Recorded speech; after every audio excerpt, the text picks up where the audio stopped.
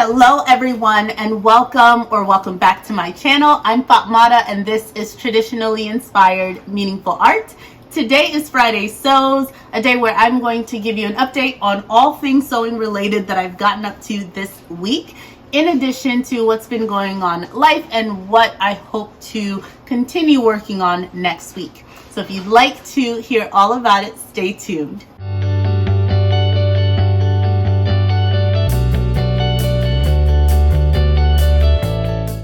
So thanks to Jen from Today in Jen's Sewing Room for kicking off the hashtag Friday Sews, where we can come together weekly and really share about our love for all things sewing related. So to kick it off, what have I been working on this week? I didn't get a lot done. As I might have mentioned, I am preparing for a conference. I actually set out tomorrow on Saturday. So it's going to be busy until Tuesday afternoon. So there's a lot ahead of me. And when I finally was able to come up for air in all of the conference prep and things like that, I turned to new look 6676. This is new one to me, and I shared it in my most recent haul when I went to Joann's. I was looking for this pattern because I really like the simplicity of the design lines. I like that it has this sort of flat front, really nice fit to the top of this, almost like a yoke for the skirt, and then it has sort of that gathered addition at the bottom, which was really prime and optimal for a bit of hacking where you can add more tiers, which is exactly what I did. I actually also lengthened the top portion of this where it has that sort of, I'm gonna call it a yoke for lack of better words, but this top part of the skirt, I went ahead and extended mine and also raised it by about an inch, just so I could have the gathers sit a little bit lower on my hip. So here you have the pieces. So for example, this is what my pattern piece looked like, and this is for the front. Yeah, they do call it a yoke. So I went ahead and raised it by 1 inch.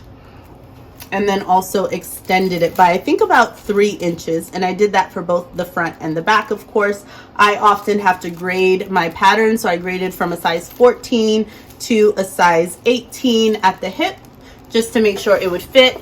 The finished hip garment measurements for a size 18 is 44 inches. My hip is about 43, just shy of that. So I mean, an inch, it's supposed to be fitted around that section, and then has the gathers at the bottom.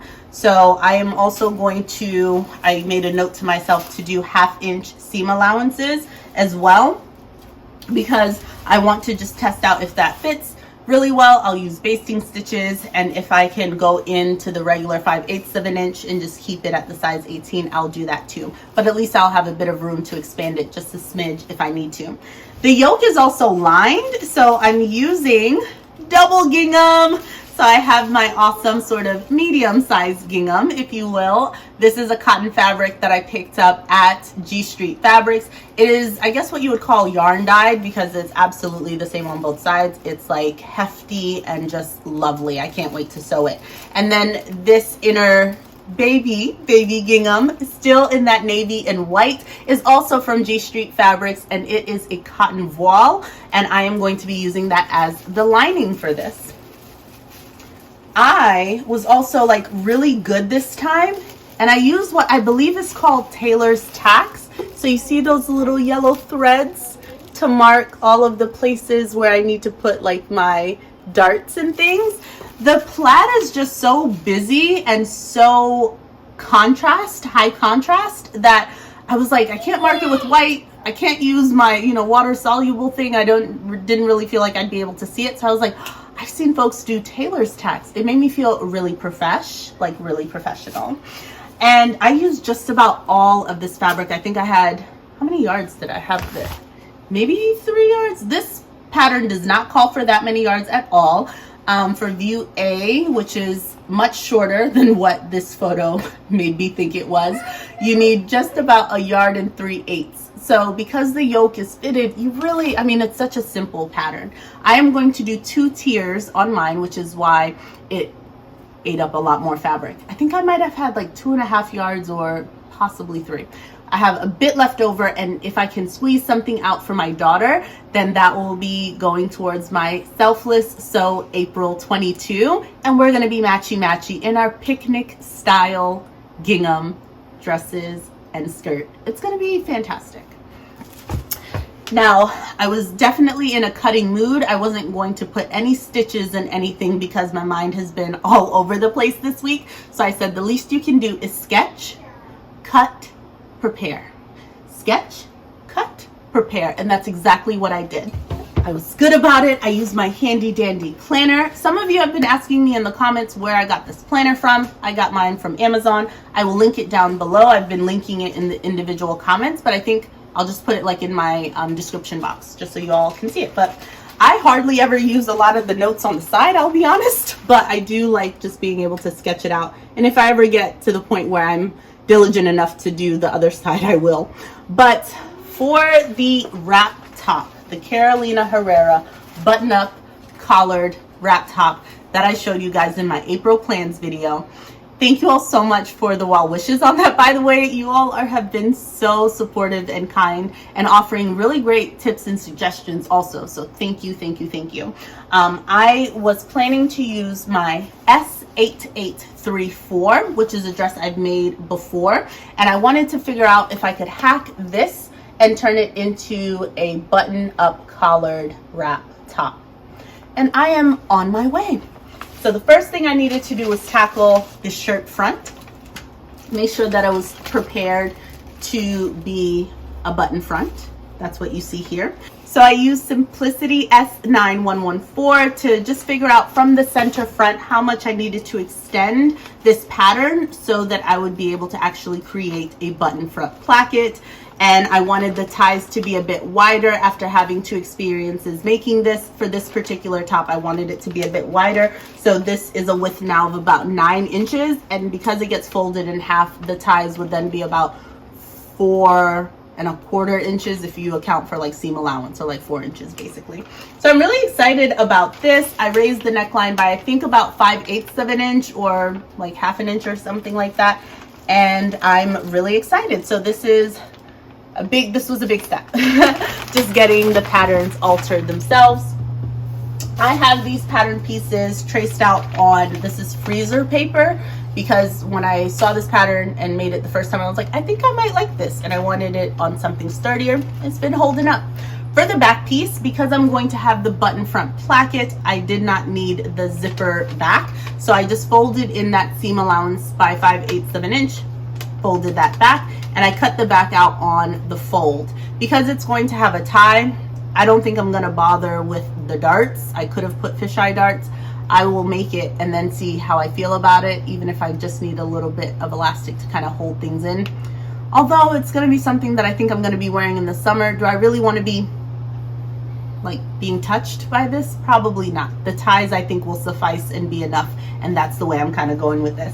I extended the bottom of that using recycled tissue paper from other garments that I've been cutting out, and I just extended it. I don't really plan on wearing this top out, like untucked, often. My plan is most likely going to be to tuck it in. The reason why I wanted to extend it is because I want to be able to tuck it into whatever high-waisted or whatever bottoms I'm wearing basically.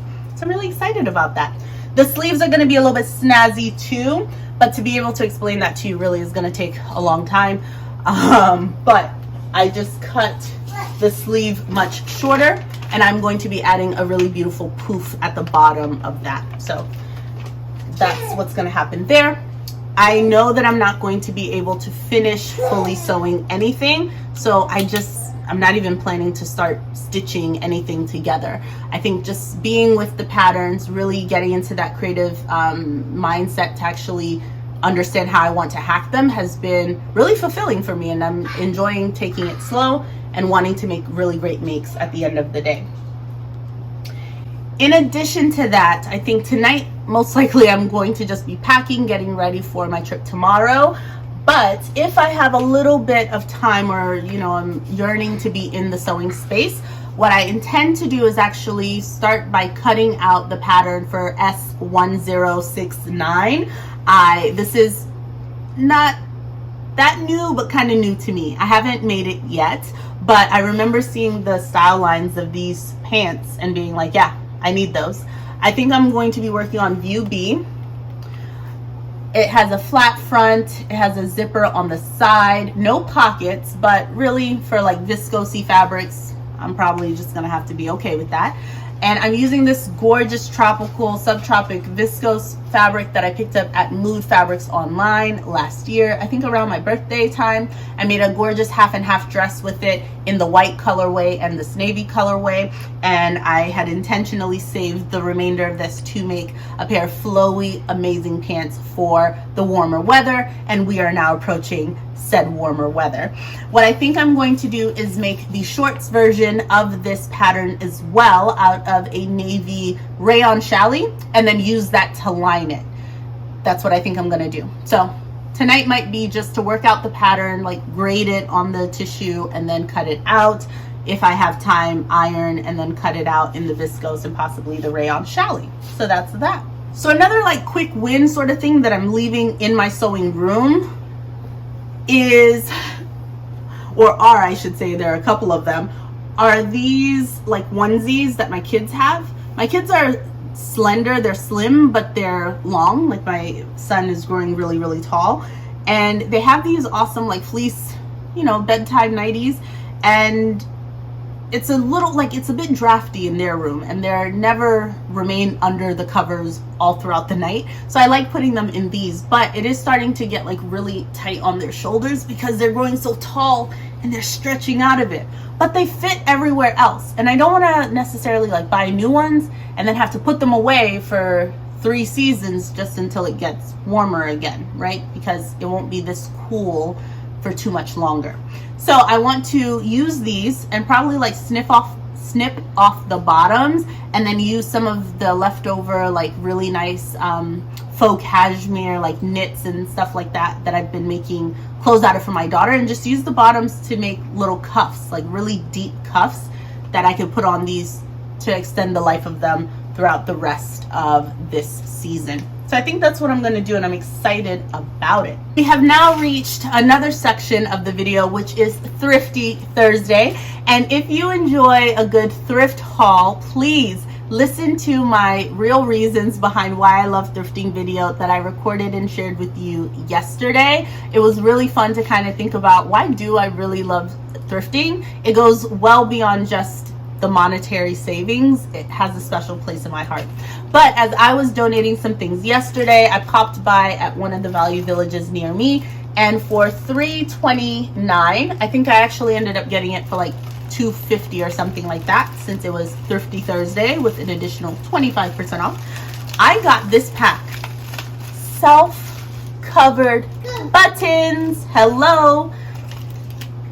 Some of them have been used, but there are a good number of them that are available, and for like $2, that's great. I have yet to make something with self-covered buttons, but I love collecting them because the packs to actually make self-covered buttons can be quite expensive. So it's nice to have a little stash so that if I come across a project where I'm working on it and really it would be best to have that fabric as the buttons just to make it camouflage, then I would love to have these on hand ready to go. So thank you, Thrift Haul. We're about to go for a walk. So as I mentioned, I am about to be at a conference for, all right, I'll be right with you. Okay. As I mentioned, I will be going on a conference, beginning tomorrow, and I won't return until Tuesday. What I hope to do is to record some things that I will be sharing with you all throughout Veda. I am reaching an interesting point of Veda. I love actually doing the videos every day. I just think that Ramadan was probably the wrong month to do it. The actual editing the video, putting them together, posting them, all of that does take time. If if I want to kind of do it to the quality that feels good for me, that I feel like I want to put out into the world, because while it's Veda and you all have been extremely understanding and patient and amazing, especially even with like my little ones running around. I mean, you know that, or if you've been here, you might know that I have a family. So to do a video every single day and imagine that it's like 10 quiet is unrealistic for me, because while they're away, I am also at work, and then when we come home, we're all here together. So it's been really nice just to have your encouragement and to see how much some of the videos are resonating with you. And I can appreciate the fact that you might not keep up with all of the videos, and I get that. So yes, there you go, girl. Yeah. So I really do just appreciate the patience, the understanding, the encouragement, the love, all of the stories that you all are sharing with me as well. It makes it feel more like a dialogue and like a connection that we're building. So I'm really excited to see how much you all have been engaging when you are able to watch the videos. I am saving them in their own playlist so that whenever you just need a daily dose of some Fatmata or traditionally inspired meaningful art and all of my musings and all of the creative things that I'm passionate about, you will have a dedicated space to see all of those videos in one area. And I hope that you will enjoy binge watching them at your leisure when you have the time. And I respect the fact that it is hard to keep up with them. Whew, it's hard making them. But I am really enjoying the story time of it, because sometimes it doesn't feel appropriate or you know, like it's the right time to be able to share. But in Veda, I get to kind of do it in bite-sized chunks, which feels really good.